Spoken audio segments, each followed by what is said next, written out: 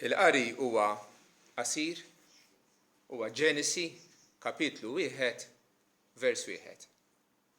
U naħseb li wħud minnkom tafuh bl-amment ukoll. Fil-bidu Alla ħalaq is-sema u l-art. Dan huwa l-ewwel vers tal-ktieb tal-Ġenesi, u l-Ġenesi huwa l-ewwel ktieb tas-66 ktieb li aħna nsejħura l-Iskrittura Mqazza. Jintroduċi il-veritajiet ewlenin tal-fidi tagħna.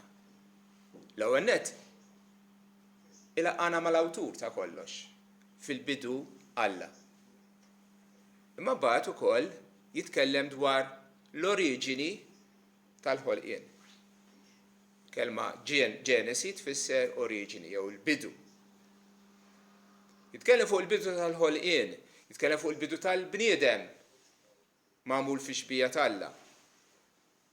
Jitkellem fuq l-oriġini tal-inkwiet, it-tbatijiet, il-mart, il-mewt minħabba il-waqa tal-bniedem fid-dnub. Jitkellem fuq il-ġudizzju, kif Alla keċċihom il-ġnien. U aktar tard meta Alla ra li l-ħażen tal-bniedem kien tant kiber illi kines l-umanità permezz tad-dilluvju ta' żmien Noè. Jintroduċina għall-fidwa ta' Alla, għall-ħelsien li Alla oġbu jagħmel lill-bniedem. Anke fil-bidunet, waqt li qiegħed jippronunzja s-saħħa fuq id-dinja, jagħti l-ewwel ħiel il-proto-evanġeljum, l-ewwel ħiel tal-Evanġelju illi nisel il-mara għad jisħaq ras is-selb. U aktar tard, anke fid-dilluvju, ipprova l-arka, għamel l-arka għal salvazzjoni ta' dawk li kienu jemmnu fih. Xbija tal-arka li fiha aħna qegħdin ta' Kristu. Jintroduċina wkoll għall-patriarki. L-ewwel l-Abram li hu sejjaħlu u Abram emmen f'Alla il-weda t'Alla u Alla għoddu bħala ġust. Bl-istess mod aħna ġustifikati llum billi nemmnu fil-wediet t'Alla. U għandna wkoll l-oriġini jew l-introduzzjoni għall-fidwa tagħna kif qegħdin ngħidu illi Alla wkoll meta qal l-Abram biex jissagrifika lill-ibnu stess.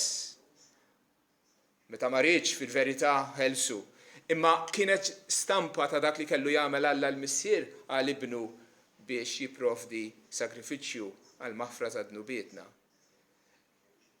Abram u Iżak u Ġakob u 12 il-patriarka li imbagħad minnhom eventwalment tnissel il-mulej Ġesu Kristu, is-Salvatur, il-feddej tad-dinja. Dan huwa l-ktieb tal-Ġenesi. L-ewwel sentenza tiegħu hija sempliċi, faċli li anke tifel ta' 5 snin jifhimha. Jekk tifel isaqsi li missieru ma' papa, min għamel dan kollu? Missieru jista' jgħidlu Ġenesi kapitlu 1 vers 1. Fil-bidu Alla ħalaq is-sema u l-art. Sempliċi imma wkoll stqarrija monumentali u profonda illi bħal kumpass tigwidana lejn dawk il-veritajiet dwar Alla, dwar il-ħolqien, dwarna stess, u wkoll teħlisna jew tħarisna minn filosofiji qarrieqa li tant nies anke fi żmienna għadhom imqarqin bihom. Ħansemmi essenzjalment 3 filosofiji, l-aħħar waħda naqsmuha fi 2, imma ħansemmihom waħda wara l-oħra. L-waħda hija l-politeizmu, it-tieni il-panteizmu u t-tielet hija l-ateizmu. Il-politeizmu, poli tfisser ħafna, l-idea li hemm ħafna Allat. Din hija ir-reliġjon tal-Indu. Dan huwa l-Induiżmu l-iktar fl-Indja madwar 900 miljun persuna. Skużaw, 900 miljun persuna, numru enormi ta' nies, isegwu dawn din ir-reliġjon li għandhom jemmnu f'diversi Allat. Il-Brahma, il-Vishnu, il-Shiva, il-Krishna u mijiet eluf ta' Allat oħra. forsi f'moħħhom tiġukom dawk l-immaġini tat-tempji tagħhom dawn l-istatwetti u x-xemat u l-idolatrija li huma maqbudin fiha. Tiġinu f'moħħu wkoll l-istampa ta' eluf ta' nies li jinżlu fix-xmara Gandhi fl-ixmara biex jitnatfu, jippurifikaw ruhom. Jasra rridu jitalmu li l-unika mezz ta' purifikazzjoni għad-dnub huwa d-demm tal-Mulej Ġesu Kristu, mhux billi jinħaslu fix-xmara. Però ara taħsbu li din hija xi ħaġa l-bogħod ta' kultura differenti minn tagħna. F'pajjiżna stess l-idea postmoderna li kull reliġjon ivalida hija essenzjalment idea politeistika li int għandek Alla tiegħek u int għandek Alla tiegħek u tiegħek u kulħadd għandu Alla kif jimmaġinahu u kollha huma validi, kollha huma tajbin. Imma dal-vers fil-bidu Alla ħalaq is-sema u l-art. Jgħidilna le, mhux ħafna Allat. Imma Alla wieħed ħalaq singular, wieħed. Is-semawiet u l-art. U l-ħalliq ta' kollox. U dan jiddistingwih mill-Allat li jivvinta l-bniedem. Alla veru dak li jagħmel kollox. L-Allat l-oħra huma stess magħmulin, maħluqin mill-bniedem. Meta Ġona kien fuq il-vapur u nqalbet il-maltempata u kulħadd qed jipprova jitfa' l-affarijiet il-barra biex jħeffu il-vapur biex ma jerqux, u Ġona rieqet hemm taħt għax kien qed jipprova jaħrab mill-mulej, u l-kaptan sabu għaliex inti tagħmel hawn itla' fuq u qed daqqatit, int min inti? Kulħadd saqsih int min inti? U Ġona qalilhom jiena ludi li nibża mill-mulej Alla tas-sema li għamel il-baħar u l-art.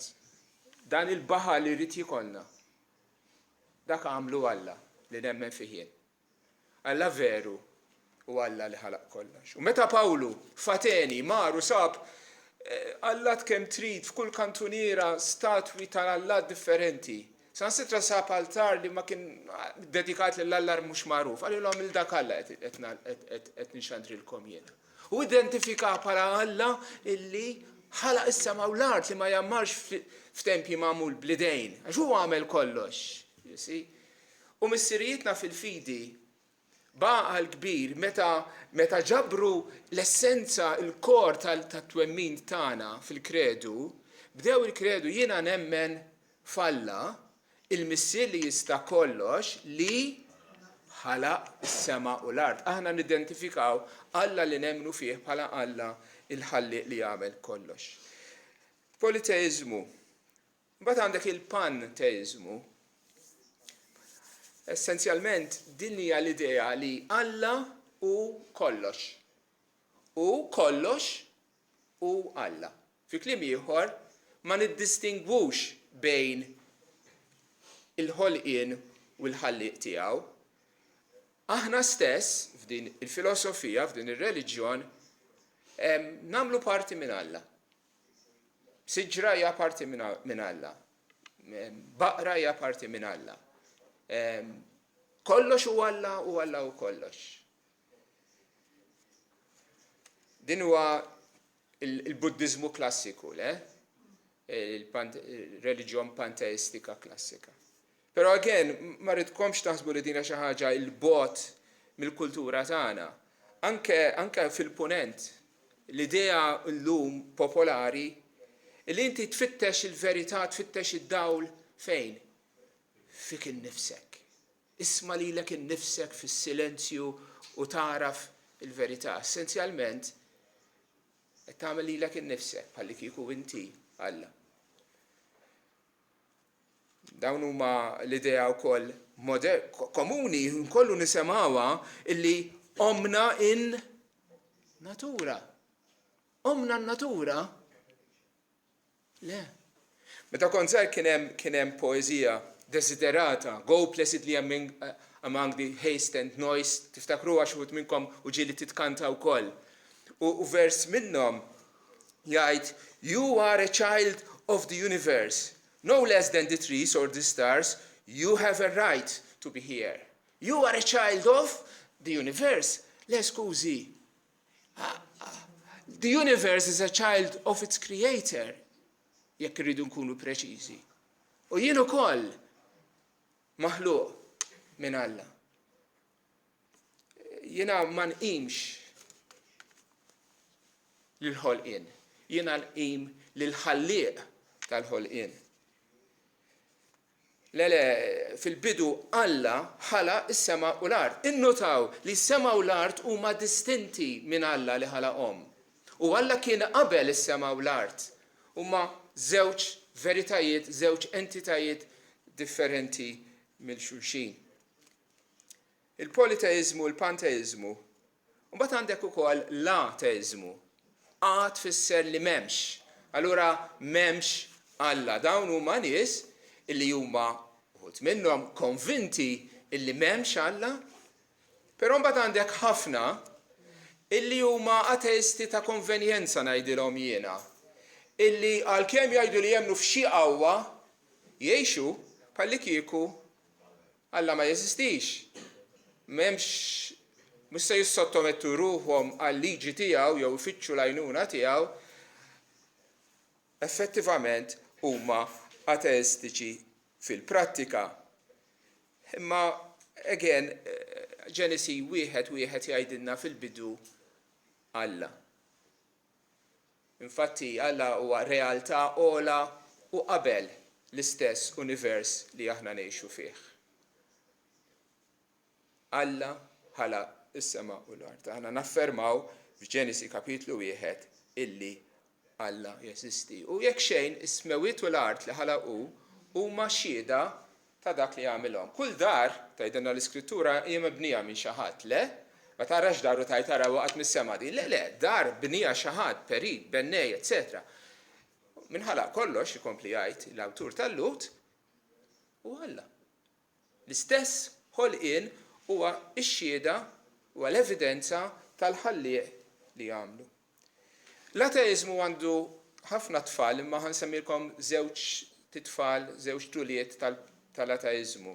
Wieħed minnhom hija l-filosofija msejħa materjaliżmu. Meta f'din il-filosofija it-twemmin bażiku hu illi il-materja fiżika hija l-unika realtà. Il-materja fiżika hija l-unika realtà. U rridu niddistinku dan mill-idea popolari ta' kif nużaw il-kelma materjaliżmu, dawk li huma fissati biex imorru jixtru mingħand il-ħwienet u xwejjeġ ħajilbsu djar u dak. Mhux fuq hekk qegħdin nitkellmu, imma l-idea bażika li kull ma jeżisti huwa ma biss il-forzi u l-materja fiżika li nistgħu nħossu naraw u nesperjenzaw madwarna. Il-fundaturi ta' xjenza moderna nibdew fis-seklu 17 primarjament, nies bħal Francis Bacon, John Newton, Robert Boyle, Carl Linnaeus, Blaise Pascal, dawn huma l-missirijiet ta' dik li aħna illum nifhmu l-univers kif inhu xjentifikament. Dawn huma il-fundaturi ta' xjenza u nies oħra bħalhom. Il-kol kemm huma kienu jaraw l-istudju tagħhom tal-ħolqien bħala xhieda tal-ħallieq li jagħmlu. Ma kinux jaraw bħalli kieku dak li qegħdin jagħmlu qegħdin imorru lil hemm mill-fidi tagħhom. Anzi, kienet espressjoni tal-fidi tagħhom falla illi jaraw ix-xogħol ta' jdeh u jimmaravilljaw bil-ħolqien sabiħ u kumpless u interessanti li jagħmel. Però ma' żmien ix-xjenza ġiet imdakra, ġiet maħkuma minn din il-filosofija materjalistika li għax-xjentist modern ħafna minnhom lil Alla eskludih mill-bidu kif ngħidu mar-rat tas-salib. M'hemmx Alla fil-ħsieb tiegħu. Allura ma jistax fl-investigazzjonijiet xjentifiċi tiegħu jara l-fingerprints tal-Alla fil-ħolqien li hu qiegħed jistudja għaliex eskludih mill-bidu nett. Imma dan il-vers jgħidilna li r-realtà ma tikkonsistix biss f'dak li aħna nistgħu nħossu. Fil-bidu, allura l-kunċett ta' żmien, Alla ħalaq is-smewiet u l-art. Allura l-idea ta' spazju, l-ismewiet u l-art. L-idea ta' materja. U dawn huma xjenza moderna tara f'dan it-tlet komponimenti tal-univers. Għandek il-ħin, għandek l-ispazju u għandek il-materja. Daqshekk, dak hu l-univers tagħna, dawn it-tlet affarijiet. Li tlieta li huma msemmijin f'Ġenesi kapitlu 1 vers 1. Imma dal-istess vers jgħidilna li fil-bidu Alla ħala is-smewiet u l-art. Is-smewiet l-art iż-żmien huma kollha ħolqien ta' dan Alla. Il-filosofija materjalistika l-aħwa hija giddieba qed tiċħad lil Alla l-ħallieq ta' dak kollu li hawn madwarna. Imbagħad għandek wilt ieħor tal-ateiżmu, l-umaniżmu sekolari. Il-bniedem waħdu, skont din il-filosofija, il-bniedem waħdu, mhux Alla, li jiddetermina ħajtu. Effettivament hawnhekk x'għamel il-bniedem. Neħħa lil Alla u poġġa lilu nnifsu bħala Alla. Nikwota mill-Humanist Manifesto. Man is at last becoming aware that he alone is responsible for the realization of the world of his dreams. That he has within himself the power for its achievement. Bniedem fl-aħħar qed jirrealizza li hu waħdu mingħajr għajruna tal-Alla, mingħajr liġi tal-Alla, mingħajr ebda intervent minn ħadd. U waħdu jista' iġib fir-realtà il-ħolm ix-xewqat l-ideali il-ħolm tiegħu. Tgħidli ma kapaċi l-bniedem għandu saħħa biex jagħmel hekk, biex iġib din l-utopja fuq l-art biex ikun hawn il-ferħ ma' kull imkien. Man has within himself the power for its achievement. X'gburija u x'arroganza. Manifesto inkiteb ftit qabel it-tieni gwerra dinjija. Dak li għandu kapaċi jagħmel bniedem li jeqret lil ħuħ fil-miljuni tagħhom.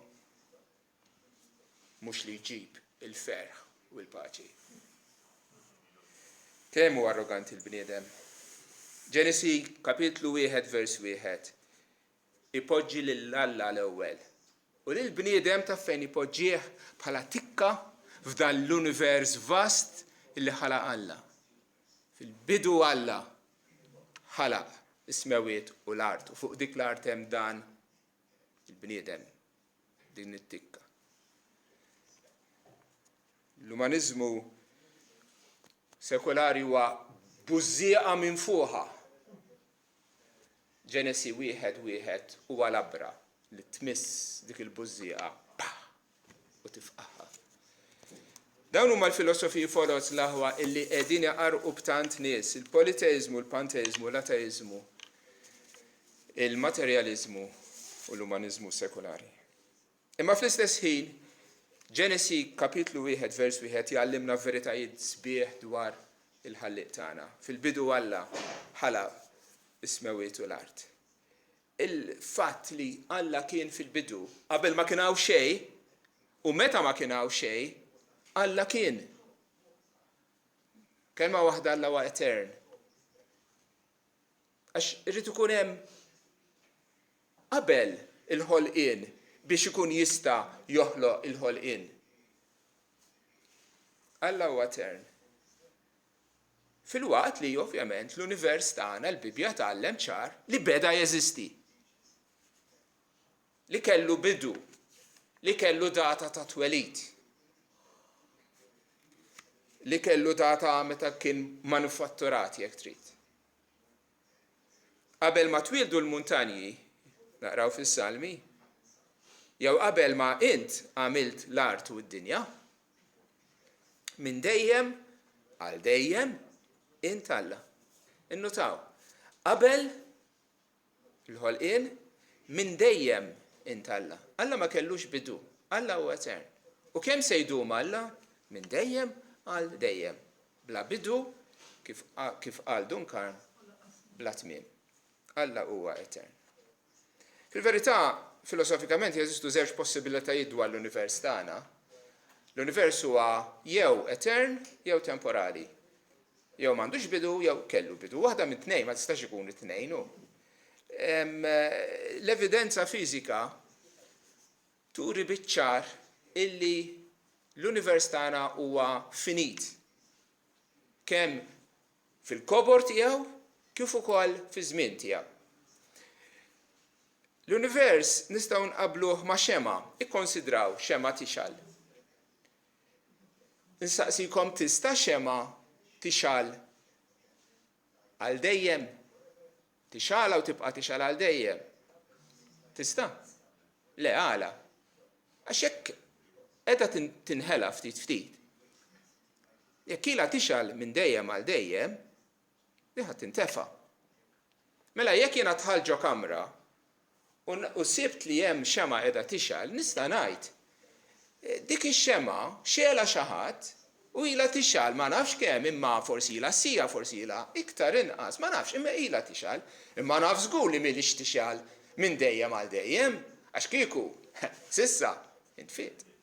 L-univers huwa xema l-aħwa. Il-kwiekeb huma xemat. Qegħdin jixalu, qegħdin jaħlu l-enerġija tagħhom, qegħdin jużaw l-enerġija tagħhom. Kieku ilhom jixalu minn dejjem għal dejjem, kieku llum dawn ix-xmux intfew.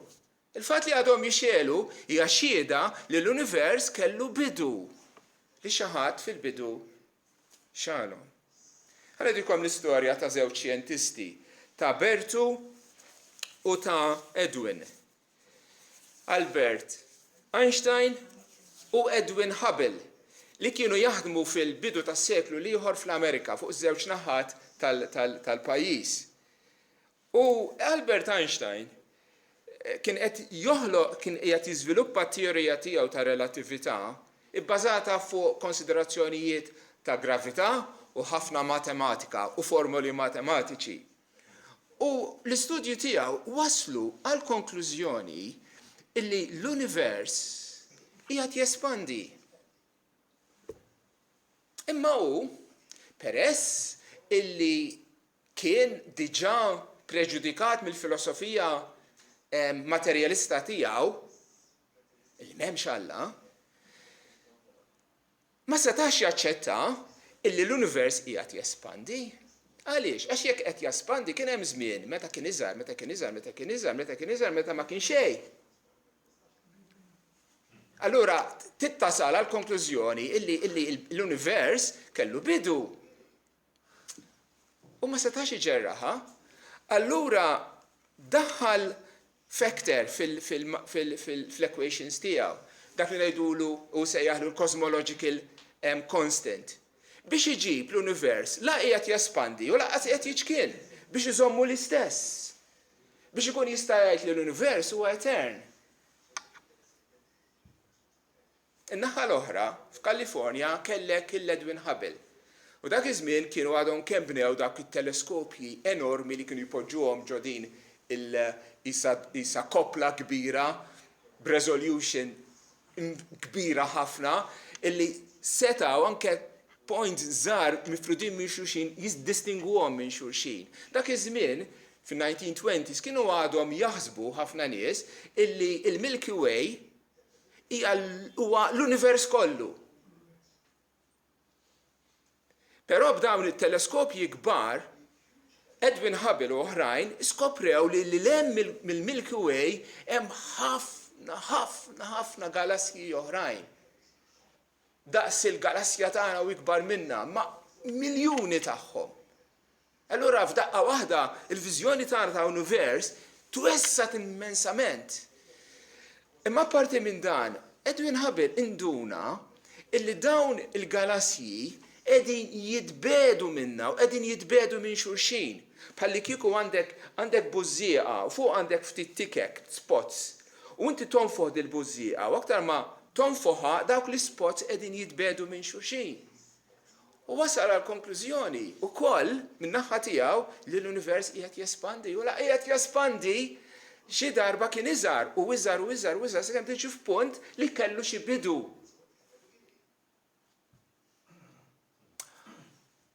U Edwin stieden lill Albert jiġi Kalifornja jittawel fil-teleskopju.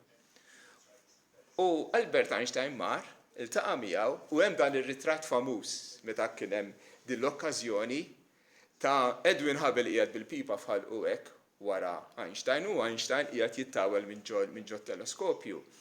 U wara dan l-inkontru lill-ġurnalisti li kien hemm preżenti Albert Einstein qal famuża sentenza I now see the necessity of a beginning. Ismewwiet ixandru l-glorja tiegħu, U Einstein irrealizza illi kien għamel l-ikbar ċuċata ta' ħajtu meta kien daħħal dak il-cosmological factor biex jaffeċ biex iġib il-konklużjoni li l-univers huwa etern. Bib, anke x-xjenza, partikolarment x-xjenza ta' żmienna, tammetti li l-univers kellu bidu. Jippruvaw jagħmlu minn kollox biex jaħarbu mill-konklużjoni illi la darba għandu bidu ħalqu Alla, jagħmlu minn kollox u hemm ħafna teoriji imma ma jistgħux jaħarbu mill-fatt illi l-evidenza qiegħda hemmhekk illi l-univers tagħna għandu bidu. Żewġ wejjex oħra li rridu nitalmu fuq Alla, mhux biss illi Alla huwa etern u aħna maħniex, imma li Alla hu preeminenti hu qabel kollox, mhux biss fi żmien kif qegħdin ngħidu, imma wkoll fl-attributi l-oħra. Huwa l-ewwel fil-glorja, huwa l-ewwel fl-erf, huwa l-ewwel fl-awtorità, ġifieri jekk hemm xi ħadd li għandu awtorità, dik kienet mogħtija lilu minn awtorità ikbar, jekk xi ħadd huwa għaref dik l-erf tiegħu huwa mogħti lilu minn xi ħadd aktar għaref minnu. Jekk xi ħadd jistħoqlu ġieħ, u iva aħna nagħtu ġieħ li xulxin, dak il-ġieħ huwa mogħti lilek minn xi ħadd li għandu ġieħ ikbar minnek. L-Iskrittura tgħid għax minnu, minn Alla. U bih u għalih huma l-ħwejjeġ kollha. U x'inhi konklużjoni tal-Iskrittura? Lilu l-glorja għal dejjem. Amen. La darba kollox hu minnu, kollox hu bih u kollox huwa għalih, allura hu jistħoqlu l-glorja issa għal dejjem mill-bqija tal-ħlejjaq tiegħu. Mela kont id-dar u kien hemm it-tifla Elizabeth u għattel Elizabeth tista' tagħmilli kafè. Għalt iva, papa. U jiena għattila bet għamiluli fil-mag l-aqwa missier. Il-mag favorit tiegħi.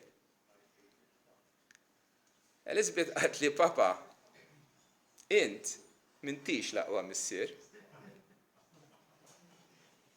Ħassejta. Kont sew ġibatela veru, kont sew ġibax ma ħallitnix. Ta' qalt li veru hemm ħafna, kont se ngħidilha veru hemm ħafna missirijiet imma għalik jien l-aqwa missier. Infatti l-unika missier. Elizabeth qalt li Alla hu l-aqwa missier. Qalt li int missier għax għamlek hu. L-aħwa ejja nsibu postna. U l-ewwel. Aħna warajh. Għalih il-glorja għalina l-umiltà. Inti jistħoqlokom l-ej. Li tilqa glorja u ġieħu seta. Għaliex? Għax int ħlaqt kollox u bir-rieda tiegħek saru nħolqu. Sempliċi hu. Inti jistħoqlok għax int għamilt kollox. Ibżgħu minn Alla naqraw fil-Ktieb tar-Rivelazzjoni u għatuh glorja għax waslet is-sija tal-ħaq tiegħu. U għatuh qima lil dak li jagħmel is-sema u l-art u l-baħar u l-ejjun tal-ilmijiet. Meta aħna nirrealizzaw li kull ma naraw madwarna aħna inkluż huwa maħluq minn Alla Ir-rispons tagħna li għamilna kapaċi nifmu, kapaċi napprezzaw, u l-nduru lejn il-ħallieq u nibżaw minnu, nuruh reverenza, ima, rispett, natuh glorja. U wkoll peress li għamilna ħlejjaq morali, għandna l-obbligu li nobduh. Wasal il-jum tal-ħaq tiegħu, jgħid is-sija tal-ħaq tiegħu. Il-fatt li ħajġġudikana timplika li Alla għamilna moralment responsabbli, li aħna kontabbli leh li jagħmel lilna, li aħna obbligati li nobduh. Mhux b'kapriċċ. Alla għamilna ħlejjaq morali biex narfu s-sewwa u l-ħażin, narfu li hu s-sit tagħna u allura għandna dmir li nobduh u nagħtuh qima. Mhux biss Alla u etern u preeminenti, imma Alla wkoll indipendenti. Indipendenti. Nafu xi tfisser il-kelma indipendenti. Li inti qabel Malta ma kienitx indipendenti, kienet kolonja tal-Kuruna Ingliża. Aħna konna niddependu minnhom. Kemm għax-xogħol, kemm għall-politika, f'kollox niddependu minnhom. But fis-64 il-Prim Ministru Borger ġab l-indipendenza għal Malta. Issa aħna rajna fidejna, nagħmlu dak li nixtiequ aħna, deċiżjonijiet noħduhom aħna. Alla hu f'sens assolut, għax fil-fatt anke pajjiżna jibqa' dipendenti fuq relazzjonijiet ma' ħadd ieħor biex immexxu, ħadd mhu assolutament indipendenti, imma Alla f'sens assolut huwa indipendenti mill-ħolqien. Alla għalilna Ġesu għandu l-ħajja fih innifsu. Ma jiddependix fuq ħadd għall-eżistenza tiegħu, ma jiddependi fuq ħadd għall-ferħ tiegħu. Alla hu indipendenti. Fil-waqt li aħna l-univers huwa dipendenti fuq Alla l-ewwel nett biex inħoloq fil-bidu u biex jibqa' jeżisti. Apprezzawha din illi inti teżisti sempliċiment bir-rieda t'Alla f'dan il-mument kollox. Huwa Ġesu Kristu li bil-qawwa tal-kelma tiegħu iżomm kollox bil-qawwa tiegħu. Aħna nibqgħu neżistu sempliċement għaliex Alla jagħtina id-don li nibqgħu neżistu. Meta Pawlu kien Ateni u kellem il-filosofi hemmhekk qalilhom Alla illi jagħmel id-dinja u l-ħwejjeġ kollha li fiha, billi rali u s-sid is-sema u l-art, ma jagħmmarx f'tempji magħmulin bl-idejn, lanqas hu moqdi minn idejn il-bnedmin bħalli kieku jeħtieġ xi ħaġa. La darba hu jagħti lil kulħadd il-ħajja, in-nifs u kollox. Biex inkun vulgari, Alla m'għandux bżonnok. Int għandek bżonnu. Anke għal dak in-nifs li qed tieħu bħalissa. Qed tieħdu għaliex Alla jippermetti li inti tieħdu.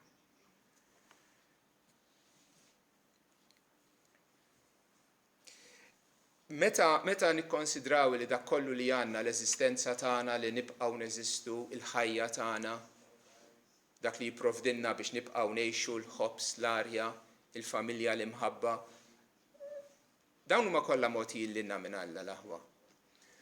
U għandha tnissel fina sens ta' ringrazzjament u ta' gratitudni lejh. Napprezzaw li dak kollu li aħna u dak kollu li għandna ġej minnu. Imma wkoll għandha tnissel fina sens ta' fiduċja u kuraġġ. Nerfa' għajnejja lejn l-għoljiet, jgħid is-salmista, minn fejn tiġi l-għajnuna tiegħi? Mill-mulej tiġi l-għajnuna tiegħi. U minnu dan il-mulej? U li għamel is-sema u l-art. Kapaċi jgħinek Alla, għandu saħħa biex jgħinek. Iva ma doffi ħalaq is-sema u l-art, mhux se jsolvi l-problema ċkejkna tiegħek. L-għajnuna tagħna jifisem il-mulej li għamel is-sema u l-art għal darba oħra. Meta nirrealizzaw kif Alla mix-xejn joħloq univers hekk vast, araw kemm kbira l-qawwa omnipotenti tiegħu. Jgħid Ġeremija, Sidi mulej, ara, Inti għamilt is-sema u l-art bil-qawwa kbira tiegħek u bidrijek mimdud u xejn mu tqil għalik. Ġeremija, taf fejn qiegħed inti meta qed titkellem hekk? Inti qiegħed maqful ġol-bitħa tal-palazz tas-sultan. U taf x'hemm madwar Ġerusalemm? Hemm l-armata tal-Babilonja ta'. U taf se jiġri minn hawn ftit ieħor. Ħajkaxkru kulħadd lejn l-eżilju. U inti qed tgħid, Sidi Mulej, ara għamilt is-sema u l-art bil-qawwa kbira tiegħek u bidrijek mimdud u xejn mu tqil għalik. U Alla x'qallu lil Ġeremija? Qallu irridek tixtri proprjetà, irridek tixtri biċċa art. Biex biċċa art, 4 ijiem oħra ħankun il-Babilonja u l-art kollha ħadkun ħerba. Ġab il-xekel tal-fidda li kellu wiżnu u għamlu l-kuntratt u Alla għallu saqba dak il-kuntratt għamlu ġo tal-fuħħar u waħbieħ. Għaliex bdil l-art illi se tittieħed li l-poplu ħajtieħed fil-Babilonja u hawnhekk ħajsir ħerba, għad jiġi żmien meta terġa' tinxtara l-art u jkun hawn il-negozju bħas-soltu. U mhux biss. Alla ħajatikom ukoll mhux biss li terġgħu tiġu f'din l-art, imma jagħtikom qalb ġdida, qalb li tobdih u jkun Alla tagħkom għal dejjem. Kapaċi jagħmlu Alla dan? Sidi Mulej, ara int qed jagħmel kuraġġ lilu nnifsu ta' dan. Int li għamilt l-art u s-sema bil-qawwa kbira tiegħek xejn mu tqil għalik. Alla l-ħalliq tal-univers l-aħwa kapaċi mhux biss joħloq l-univers, imma wkoll kapaċi joħloq fina qalb ġdida u jagħtina il-ferħ li ma jispiċċa qatt. Dak huwa Alla li nemmnu fih aħna. Fil-bidu Alla ħalaq is-sema u l-art, nitalmu li hemm Alla, nitalmu li hemm Alla wieħed, nitalmu li Alla ħalaq kollox, nitalmu li Alla huwa distint mill-ħolqien tiegħu, nitalmu li Alla huwa etern, Alla huwa preeminenti, Alla huwa indipendenti u t-tweġiba tagħna għandha tkun qima, għandha tkun gratitudni u fiduċja sħiħa fih. Amen.